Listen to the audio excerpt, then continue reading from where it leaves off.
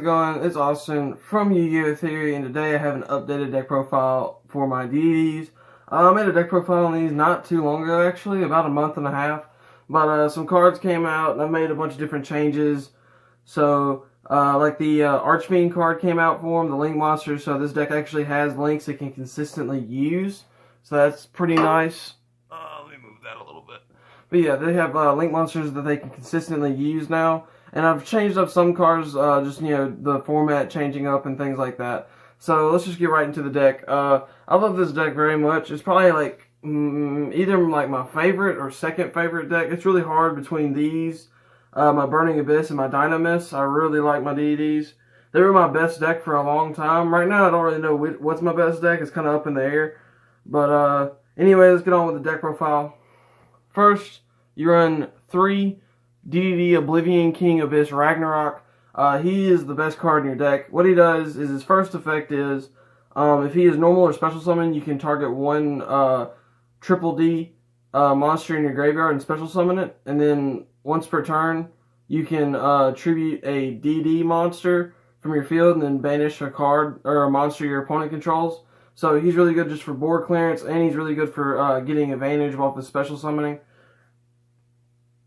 Next, you run 3 Kepler. By the way, if you're not familiar with deities, you don't use their scales ever because you don't really pendulum summon. But it's going to come up in importance kind of later when I get into Thomas, but that's about it. But Kepler, whenever he's normal or special summon, you can add a Dark Contract card from your deck to your hand. He's really good just for getting your plays off.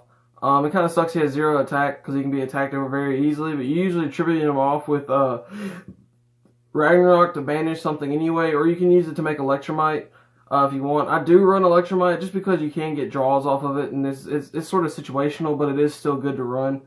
Next, I run 3 Lamia. I was only running 2 Lamia, but I decided that I should probably run 3 just because it is such a good card for getting your Dark Contracts off the field so you can continue with your plays without it burning you during your standby phase. So it is like a really good tuner in general. And that's about all I have to say about that. Well, I probably should tell you what it does, because I forgot about that. But you can special summon it from your hand or your graveyard by destroying a Dark Contract, I think in your hand. Can it be in your hand? Yeah, you can send a Dark Contract card from your hand. Yeah, you can send a DD or Dark Contract card from your hand or field to the graveyard to special summon this from your hand or graveyard. But then it gets banished when it leaves the field. This is how you do a bunch of your Crystal Wing plays, and it's just really consistent for that. Next, you run 3 Swirl Slime. Swirl Slime is like your main combo starter.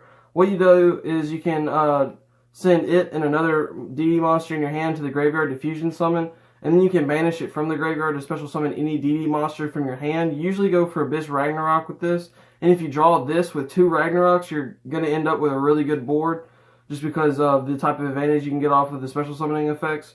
And not to mention the fusion summon you get off of this.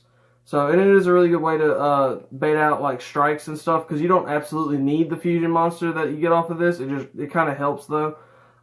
Next, for the 2 elves and DD monsters, you run 2 Copernicus. Copernicus is really good. Whenever it's normal special summon, it's basically a Foolish Burial for DD monsters. So it's sort of like you're running 3 Foolish Burial, because you do run the other one.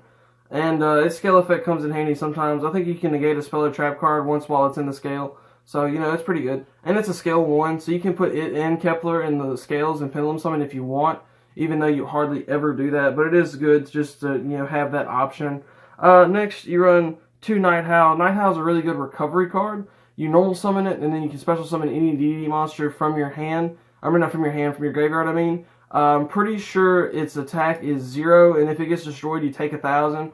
Most of the time, you normal summon it and special summon Ragnarok, so it's really good for just getting your play started after you've been like board wiped or something. A really big weakness to this deck before, and it kind of still is a big weakness, is Dark Hole, because you usually dump a lot of resources into your board, and it can be outed by something like that if you don't have like a Siegfried or a Zombie Stein or something similar to that to out it. But it is a lot better now with Night Howl being able to get your recursion back. Next, I run 1 DD Ghost. Ghost is really good for filling up your graveyard, because whenever it gets sent, you can target a DD monster in your graveyard and send another copy of it And then if it's banished, you can target one of your banished DD monsters and return it to the graveyard. So it's really good for getting maybe your Slimes back or your Ragnaroks if you happen to banish one for something. It's just really good for getting your cards back in general.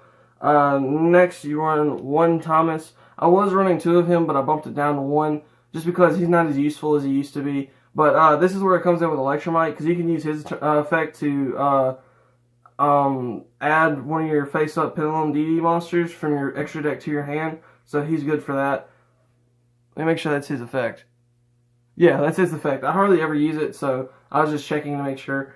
Next, you run 1 DD Necro Slime.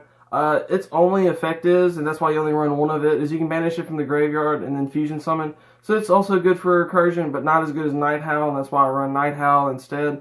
A lot of people tell me that I shouldn't be running Night Howl because he's not that good, but honestly, you don't have that many normal summons besides Kepler and Copernicus, so Night Howl still works out. And it's not really like a first turn normal summon, it's more like a second turn or like late game normal summon, mid game normal summon just to help you. But that's it for monsters. Pretty normal monster count. I'm not exactly sure how many it is. I didn't count before, but it's a pretty normal monster count. This is a 40 card deck, by the way, if you were wondering. Next for spells, I run 3 Dark Contract the Gate. It's your main searcher. You activate it and you can add 1 DD monster from your deck to your hand. Then you take 1,000 damage during the standby phase. Like I said, most of the time you won't be taking that 1,000 off because you'll get rid of it off Lamia, or you can get rid of it off a number of other cards to avoid taking the damage, or you might just summon Dark and gain life points instead, so it works out really good. Next, I run 2 Allure for draw power. The entire deck is Dark, so why not? Next, I run 2 Pie Desire. It doesn't hurt you that much to banish things. The only thing it really hurts to banish is one of your Ragnaroks. Well, it doesn't even hurt you that much, but if you banish 2, that you're kind of at a bad position. But it's okay, because honestly, it gets you more advantage most of the time than you lose. So it's fine. And you do have other plays beyond Ragnarok. It's just like one of your best plays. Next, I run 2 Twin Twister just because Pendulum is a really popular deck now. So that back row hate's always good. And you can side in more stuff if you're like dueling a lot of Pendulum, like D-Barrier and a bunch of Anti-Spell Fragrance, things like that. They help out against that. For the 1-ofs, the spells, 1 Dark Contract with the Swamp King. You only run this just to get into him. He's really good just because just because now that Spiral isn't as prevalent in the meta, his effect can go off a lot. Because what I've been told is he actually targets. I'm not really sure. If you guys could help me out with that in the comments and let me know. But I've been told he targets. So right now I'm just going to play as if he targets. But he's really good just for getting over monsters, so I can actually run him now without worrying about spirals and them not being able to be targeted. But what this does, you can, I think you can discard cards from your hand, like DD monsters, and fusion summon, or you can banish them from your graveyard to fusion summon, so it's really good and versatile. But I only run 1 of it just because it's like the only way to get into the other guy, and that's mostly what I use him for. And again, you take 1,000 damage during the standby phase, and it is another Dark Contract you can search out with Kepler, because a lot of times if you draw a Kepler like late game or mid game, it's kind of useless since you already searched out your 1 gate and you probably already have a gate. But it still comes in handy a lot, and I really do like running this because it gives the extra deck and the main deck more flexibility. Next, I run 1 Upstart. I mean, it's Upstart. It's just a really good card. 1 for 1 for getting out your Lamias and your Keplers easy. 1 Monster Reborn. It's a graveyard-centered deck, so Monster Reborn definitely comes in handy. 1 Foolish Burial, same reason. 1 Dark Hole. If you have a Regeki, play it, but Dark Hole is still good, even as a replacement if you don't have the money for Regeki. Good thing is getting reprinted in the Legendary Collection Kaiba, so I'm going to be looking forward to that. I'm probably going to buy one. But yeah, that's it for spells. Now for traps, you run 2 full Force Virus. Almost the entire extra deck and some of the main deck can be targeted with this effect to get to really hurt your opponent. This hurts Pendulum Magicians pretty bad actually, and it hurts a bunch of other decks too because it banishes all like their combo starters and all their little monsters they need to get into their bigger monsters. So it's just really helpful. And then for the last traps, you just run the Solemn Brigade. This is a very combo-centric deck, so you don't really want to run a lot of traps. But the ones you do run, you want to make them count, so that's why I just choose to run these. That's it with the main deck. Now for the extra deck, you run one Kali Yuga. He's really good against Paleos and Pendulum Magicians. That's why I run him. After he's Xyz summoned, nothing can be activated on the field. And then his second effect is you can detach one to nuke both back rows. And then his third effect is you can detach another one to add a Dark Contract card from your graveyard to your hand. So even if you do have a Dark Contract card, when you do activate his first effect, you can get it back to your hand. And he has 3,500 attack, which is a lot. Next, I run one number 22 Zombie Stein. I was running two of these, but I had to cut some stuff just to make the extra deck a little bit more consistent and more versatile. But anyway, Zombie Stein has a 4,500 attack, which is a lot for just two level 8s. And he can pretty much negate anything as long as you have to switch him to defense, detach a card from him, and discard a card. So that's why I cut it down to one, because it's not as easy negation, because you always have to keep that one card in your hand to discard for him. So, but he is really good anyway. Next I run one Triple D Super Doom King Dark Armageddon. I wasn't running him at all, but I've actually found that you can nuke a board very easily with him and a bunch of Ragnaroks. Because you can summon out 2 Ragnaroks, use their effects to tribute monsters to banish 2, get him out, and at least banish 1. But sometimes you can banish 2 or even 3, or not banish, but destroy off of his effect. You can at least destroy 1 because he counts as a pendulum monster, and he's really good to put in your scale because he does have a good effect. Because you can always summon out a Kali Yuga or something like that.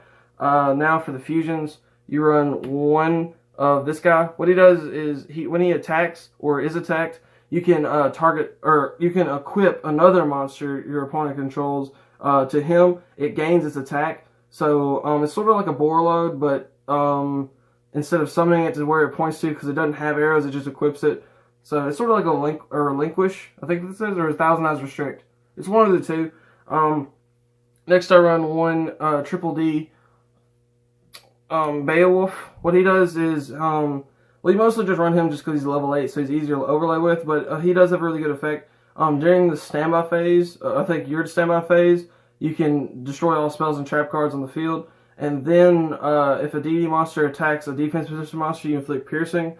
1 to arc. It's really good for getting into your level 8 synchros, but what it does is any effect damage you would take, you gain that much life points instead. 2 Flame Genghis. Whenever a DD monster would be normal or special summon, you can special summon a DD monster from your graveyard, and whenever he gets to the graveyard, or whenever he's destroyed, you can add a Dark Contract card from your graveyard to your hand, so he's really good for recursion. 1 DD Gus King Alexander. This is how you get into the Crystal Wing very easily. You use his effect to special summon one from your graveyard. I think it's level 4 or lower if something gets normal or special summon. It has to be a DD though. And then whenever he gets into the graveyard, something else happens. No, that's it, sorry. Then you have Curse King Siegfried. He can negate a spell or trap card's face-up effects during either player's turn, and whenever he gets destroyed, you gain 1,000 life points. So he's really good. I run one of him. You can run a Beals if you have one. I just don't have one, but he's really good. He has the same special summoning effect as Alexander. You can special summon a level 4 or lower. And his really good effect is if you control 3 or more Triple D monsters, he gains 3,000 attack, so he goes up to 6,000. And it's actually pretty easy to get, just because you can get him out and then like 2 Ragnaroks and you're there. And it's just really easy to get out in general. 1 Cyframe Lord Omega. I mean, it's Cyframe Lord Omega, recycling stuff, taking stuff out of your opponent's hand. It's just really good. If you want to run 2, you can. 1 Crystal Wing. Crystal Wing's also really good just for monster negation and stuff. 1 Master King Archfiend. He's really good. He's the newest Link monster out of Extreme Force. Or not the newest one, but he's the Link monster out of Extreme Force. It's really good in this deck. The first time I used it, I actually did roll a 6. But anyway, this main effect is whenever a monster gets sent to the graveyard, you can roll a 6-sided die. If it rolls a 1, you add it to your hand. If it rolls 2 through 5, you send it to you shuffle it into your deck. And if you roll a 6, you special summon it. And then you take 500 damage during your standby phase. And anytime you take effect damage, you add a Fiend monster from your deck to your hand with that much attack or defense, which honestly you don't really have that many targets for it, but it still is fun just for the rolling effect, and it is a Link monster for Fiends. And then for the last card, this is optional. I just run it just because you can get draws off of it, and it is pretty easy to make in this deck. So 1 Heavy Metal Foes Electromite, like I said, draws, easy to make. why not? Because most of the deck is Pendulum, and you wouldn't make this going first, or you can, but this isn't like your optimal play. It's just a good play to fall back on if like you're missing a combo piece. You might just happen to draw it. But anyway, that's it for the extra deck and the deck profile as a whole. If you guys enjoyed, please like and subscribe. I really appreciate it. I'm giving away a Ghost Ogre. Sadly, I don't have it like with me or near me. It's in the other room. But if you guys are interested in winning a Ghost Ogre, please go enter the giveaway. It's pretty far down in my feed, unfortunately, just because it has been a kind of long time ago since I did that video. But yeah, if you're interested in winning one, please go check that out. All you gotta do is like that video, subscribe, and then comment done below, and it automatically enters you in. I'm going to be giving away when I get 200 subscribers. So again, if you're interested, go check it out. But yeah, if you enjoyed, like and subscribe, and I'll check you guys next time. Peace.